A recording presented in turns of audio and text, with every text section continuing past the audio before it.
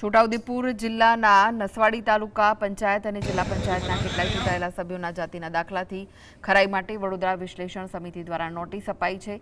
જિલ્લા અને તાલુકા પંચાયતમાં ભાજપની સત્તા આવ્યા બાદ અનામત બેઠકો પરથી જીતેલા ઉમેદવારોના ચૂંટણી સમયે રજૂ થયેલા જાતિના દાખલાઓની તપાસ શરૂ કરાઈ છે।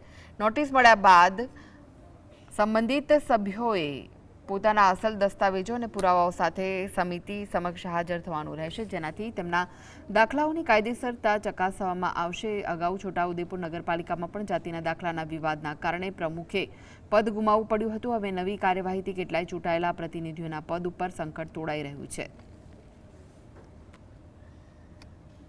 આ તસવીરોમાં જોઈ રહ્યા છો વિશ્લેષણ સમિતિ નસવાડી તાલુકા પંચાયતના તમામ સદસ્યો ચૂંટાયેલા છે આદિવાસી સમાજના તેઓ અને તાલુકા પંચાયતના સભ્યો છે તેઓ પાસે જાતિના દાખલાની ખરાઈ કરવા માટે રિપોર્ટ માંગ્યો છે। સાથે સાથે ચૂંટણીના સમયે રજૂ કરવામાં આવેલા દાખલાની માંગણી કરવામાં આવી છે। હાલ તો વિશ્લેષણ સમિતિના આ કાર્યવાહીથી ચૂંટાયેલી પાંખના નેતાઓમાં ફફડાટ વ્યાપી ગયો છે, કારણ કે છોટાઉદેપુર નગરપાલિકામાં જાતિના દાખલાને લઈને 2 સભ્યો ઉપર એક સભ્ય સસ્પેન્ડ કરવામાં આવે છે અને એક સભ્ય પર લટકતી તલવાર છે।